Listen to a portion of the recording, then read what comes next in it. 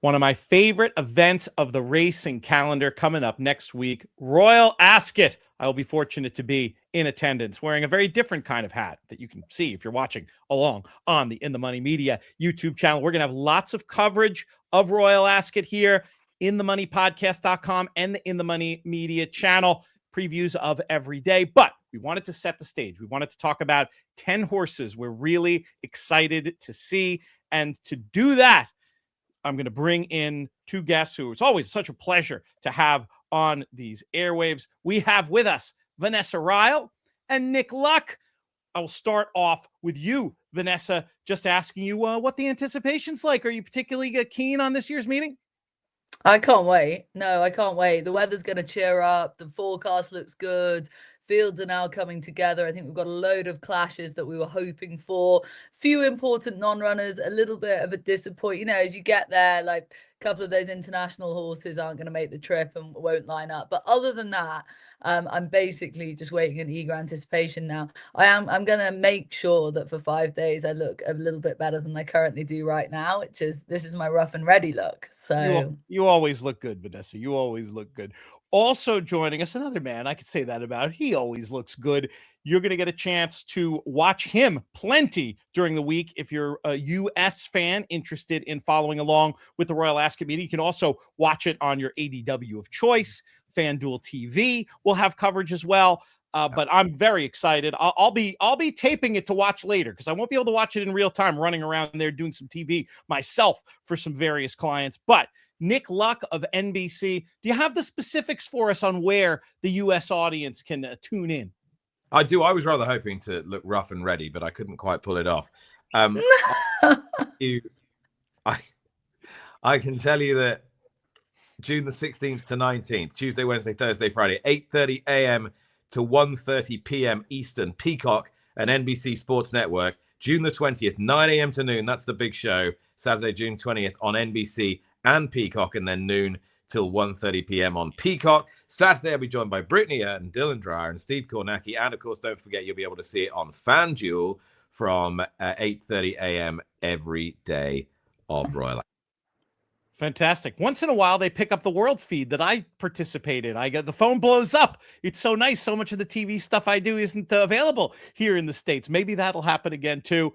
Love the hat, Nick, by the way. Very, very cool. All right, let's get down to the business of the 10 horses we really want to see at this year's Royal Ascot. Vanessa, we'll start with you. Throw us a horse and or race that you're interested in.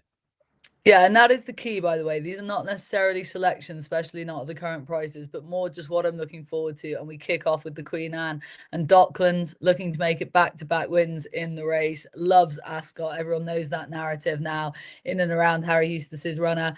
And I just love him. It's hard not to. He's a 6-year-old now. Ratings would have him as good as ever. He made the good reappearance at Doncaster. He's been over to Chartin and ran an absolute cracker over there in the Champions Mile. And he's going to have it all on his plate, but he always does. He's always underestimated at Ascot, and we know he's a few pounds better there. I think he could win it again. Fantastic. I'm looking forward to seeing that. How about you, Nick? What's your thought on Queen Anne? I don't disagree with Vanessa. I think he's probably the value play in the race because I think the race is going to thin out a little bit. I'm not sure it's going to be a huge field. The intriguing question is whether Charlie Appleby puts his money where his mouth is and does do what he said he's going to do, which is to run his Loughnane winner and Breeders' Cup Mile winner Notable Speech, who will be favourite, and his very exciting and actually higher rated on official ratings, Opera Ballo, who was so impressive under a penalty at Sandown last time. The difficulty for Opera Ballo is being able to execute those kind of freewheeling, free-running, quite keen-going tactics up the stiff straight mile of Ascot. If he can, then he really is a superstar. There you go. 2 for 1, really, from Nick and horses to watch. It's going to be a cracking running of the Queen Anne. They don't mess around at Ascot. There's no slow build. If you're new to the meeting, starts off with fantastic Group 1 action and goes on from there. Vanessa, will throw the ball back in your court for another runner you're looking forward to see. Well, I'll stick with the milers, but I'll drop down to the 3-year-old miling Colt and just throw in Bo Echo. Again, that's not a tip in this moment, but just I totally got caught up in the Bo Echo love affair at Newmarket when he won the 2000 Guineas. I haven't felt a vibe like that for a flat meeting and a Group 1 race in a long time. Billy Loughnane, George Boughey, young lads coming through, this star colt. There's just so much to like about him. And mainly for not just the connections, but for flat racing, for Royal Ascot, for the season as a whole. I want him to go and absolutely scorch the turf at Royal Ascot. I think he probably can and will. All the vibes have been good, right, Nick? Like, there's been so much chat in the last few days about his work, etc. I want it for the sport. I want him to absolutely bolt up and us to go, wow. And I think he could.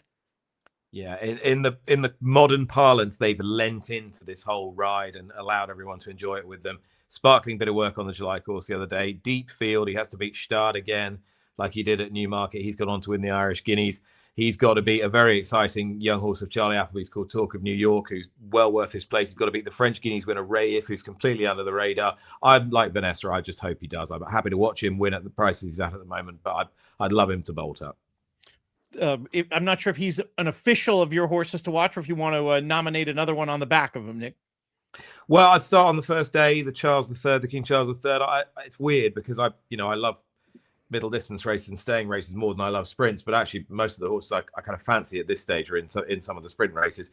Rayevka, she finished third in the Commonwealth Cup last year, doing the best of those, ridden the way she was from off the pace. I think she's probably got quite a love for that Ascot straight track, given the way she ran that day. I thought she was the moral winner. And they've worked out she wants 5 furlongs, not 6. And actually, if they go quick enough over 5, the Australian horses are taking so much out of the market here, or the Australian horse is taking so much out of the market over fast, that I think that she's a bet at the current odds. Rayevka in the Charles III. All right, excellent. Bonus pick from Nick, giving us a proper tip here. I just asked you guys for horses you wanted to see. What do you think, Vanessa?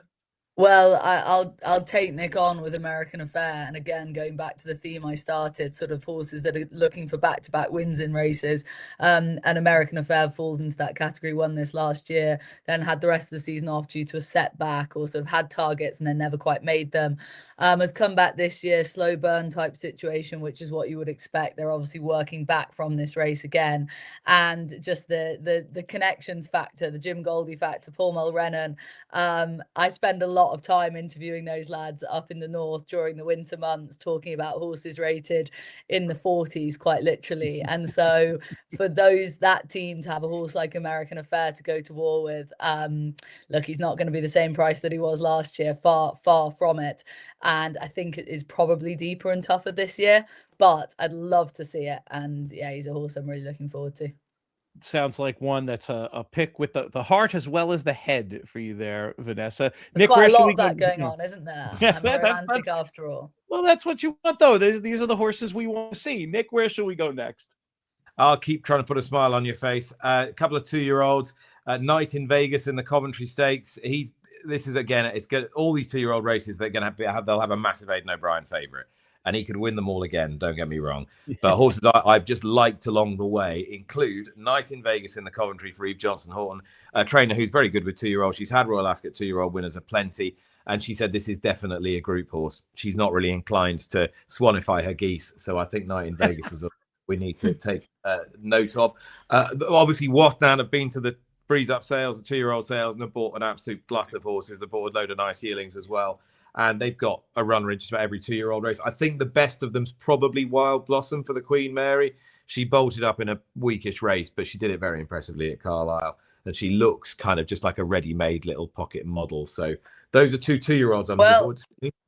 Yeah, okay. Well, I will take you on with Team Loughnane. Well, not necessarily take you on, but just to throw my 2-year-old into the mix. And it is like, you know how it is, Nick. There's so much 2-year-old racing going on. You just kind of see what you see and latch on to the horses you like. And it is a lottery at this stage. But I saw that Alta Regina win for Loughnane at Lingfield the other day. Jamie Spencer rode. Again, just like low-key starting point, but she was so raw. She's from the Breeze Up team, exactly what Nick's just outlined there for that operation. Same, very similar profile, but just the way she went about it, the strength in the market in and around her as well that day. Her draw was less than ideal. She was pretty green as well. There was just loads to like, but look, that's just one performance that I saw. I was in the paddock, really liked her, strong filly. But again, she could end up in the Queen Mary, and she's going to be taking on horse in her own colours. So I'm just throwing her into the mix as the 2-year-old I have seen and liked, but it's a guessing game. course, 2-year-old racing, where the U.S. has had the most success. And I'm going to be doing a whole write-up on the USA team. You can find that over at inthemoneypodcast.com, where we're also going to have tips and analysis of every day, in addition to links to the various videos that we are doing. Nick, by my count, you owe me another horse. Yeah, on that note, that Biancone filly whose name is Celtic, tell me, won the Royal Palm at Gulfstream. I know exactly who you mean. Give me 1 second on it, and I'll pull that. They booked Sumi onto rider, and she might be. She looks to me like she's got a bit more about her than Lenny Lou. She's probably worth taking seriously. So I'll be excited to see how she runs. Now this isn't very original. Everyone's been banging on about this horse. He'll probably be no price, but there's no doubt that Sabre Strike has got Group 1 potential, and he's running in a Group 3 in the Jersey. Yeah. He's only had the 2 runs, but I can see Vanessa frowning.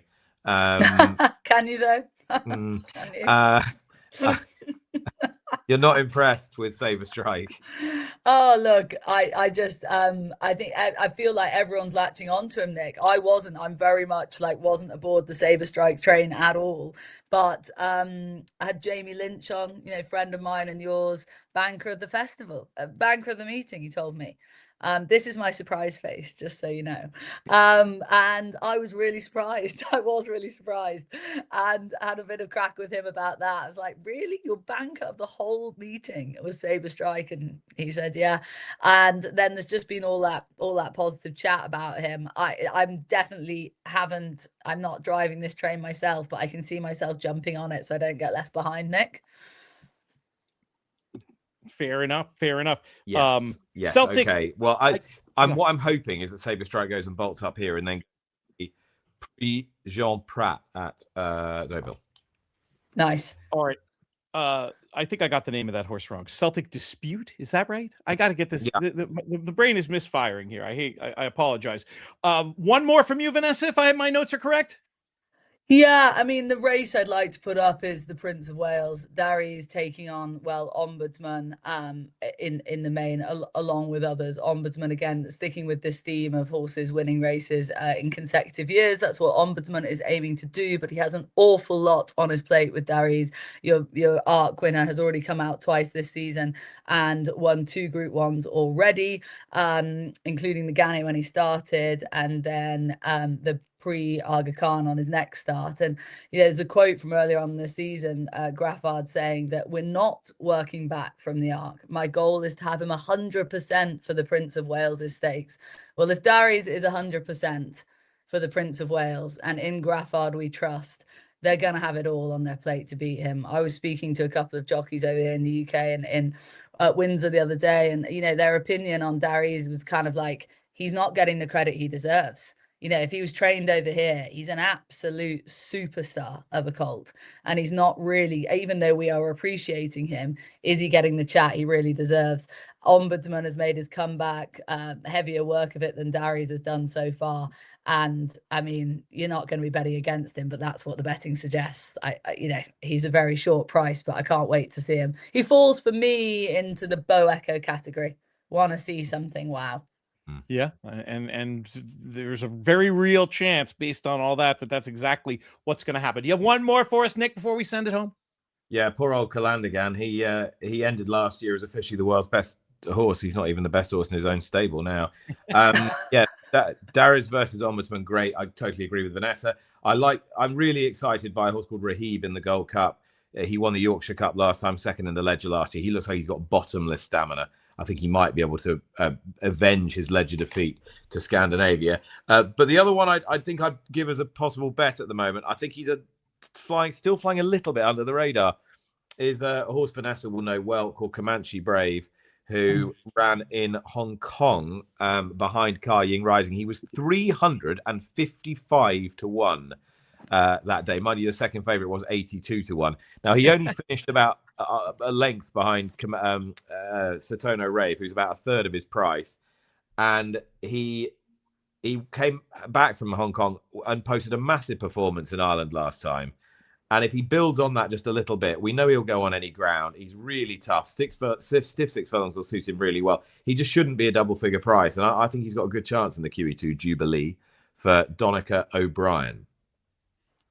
Great stuff, team. I think we can. I will button it up just with the note that those prices from the Hong Kong race tell you very little about those horses and everything about QEII Rising. Nothing to hold against.